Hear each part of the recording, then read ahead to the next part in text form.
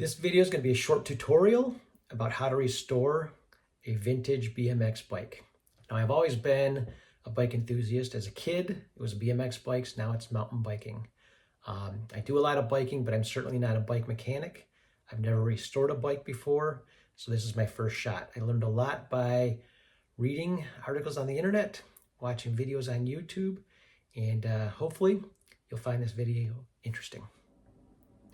Now, the first thing I needed to do was to find parts. You can find those parts on Facebook Marketplace, eBay, Craigslist, and there's a fantastic website called BMX Museum.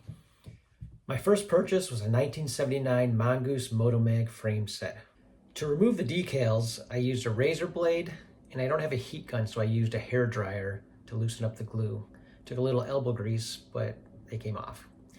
Then I wanted to get rid of the rust, so I put the frame into a citric acid bath, which is simply warm water and citric acid powder. I think I used maybe 2 or 3 cups of citric acid powder in this large tub, and I let it sit overnight.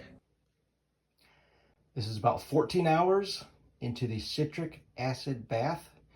I've scrubbed it down a couple times with a brush and some Scotch-Brite.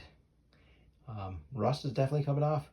Now, the frame came out clean, meaning there was no rust left, but it wasn't shiny.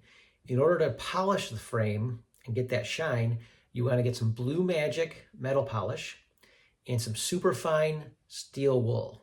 The package will have 4 zeros on the front, 0000 steel wool. Originally, I had planned to paint the frame white to match the bike that I had when I was a kid. But when I was done polishing it, it was just too shiny and I couldn't do it. Additionally, everybody I spoke with told me I was nuts if I painted the frame as chrome or the nickel-plated shiny frame is the most valuable. I purchased some repop decals from eBay. They look just like the originals.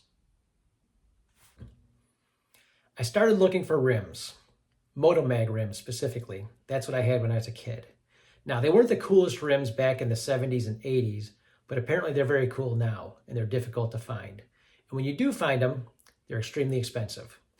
Because they're so expensive, I changed my plan and found some blue Skyway Tuff Wheel ones. The Tuff Wheels I bought were in rough shape, but I found I could restore the color by soaking the rims in RIT fabric dye, specifically fabric dye made for synthetic materials. You can find it at any hardware store, Myers, or even Joann Fabric.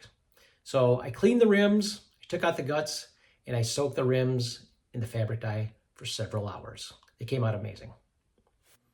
I continued my search for authentic vintage parts that came on the Mongoose Motomag, and I was able to find the right grips, handlebars, gooseneck, cranks, seat clamp, headset, and a few other items. Some of the repop items that I included on this build are the seat and seat post, the chain, the pedals, and the tires.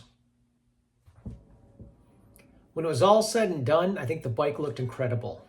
Not only did I have a great time building it, but I learned a ton along the way. It brought back tons of good memories of riding BMX when I was a kid. Additionally, I want to thank all the people that gave me advice and helped me along the way. I hope you enjoyed this video, and if you did, smash that like button.